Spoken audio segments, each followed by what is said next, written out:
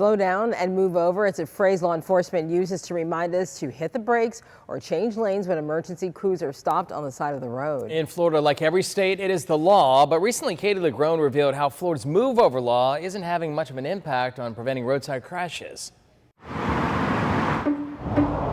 It happens almost daily in Florida. Scary, a little terrifying. Drivers who refuse to slow down and move over when a vehicle is stopped on the side of the road. Slow down, move over, give us some room. These are just a few of the images capturing the shocking consequences. This 2022 video released to us recently by Florida Highway Patrol shows a Lexus SUV plowing through a half-dozen traffic cones, barely missing a mother and her young children standing to the side before colliding with a tow truck flatbed. Move-over violators like this are a problem that kill nearly 350 people every year nationwide, according to AAA, with Florida ranking among the top 3 deadliest states. There's no protection right now or no law that requires drivers to move over for you. Which is why the group is now pushing state lawmakers to expand Florida's move-over law to include not just police, first responders, construction, and tow truck operators, but all disabled vehicles stopped on the side of the road. Unfortunately, so many people die on the roadside every single year. So anything that we can do to bring attention to this issue is, I think, extremely valuable and could save lives. Something needs to be done because there's fatalities every day, like clockwork. Meet David Tucker. We're out here right now. For the past 2 years, he and his team have been tracking published reports of move-over crashes around the U.S., with a focus on deadly incidents involving passenger vehicles. In other words, people like you and me. Just what's published, and we're seeing 55 to 60 a month. So it's like 20 times as bigger of a problem. Tucker, a former entrepreneur in the oil and gas industry, became interested in roadside safety after his own close call. Tucker was retired, traveling the country in his motorhome, when every time he stopped to check his load, he faced the same glaring threat. It took a couple times pulling over in this big motorhome package, put on the hazard lights, and to realize that people didn't see me. They weren't doing it on purpose. They just didn't see me in time. Then he got a flat tire. An 18-wheeler came by, and it took off the side view mirror, so it came within inches of killing me.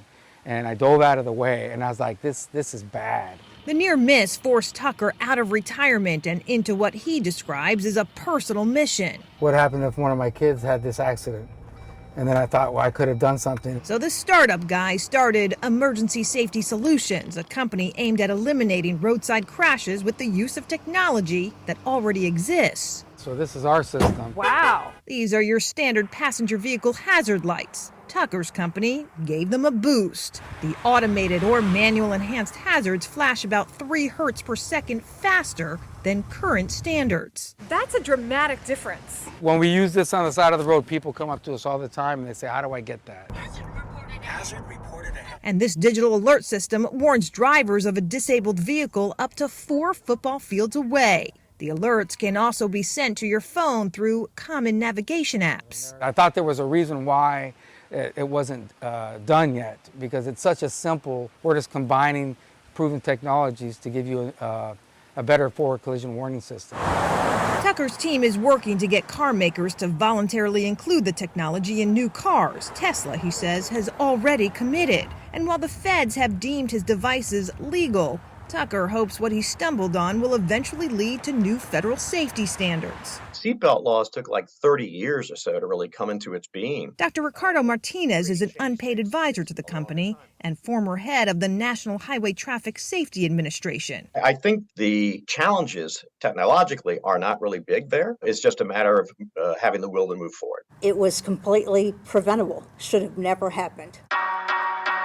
And move over with the tools and a law some say should apply to everyone. These are preventable crashes. Once you see the problem, it's really hard to just act like it doesn't exist.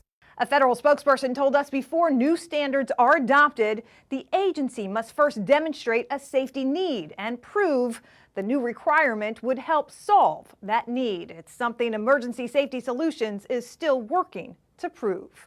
I'm Katie LaGrone reporting.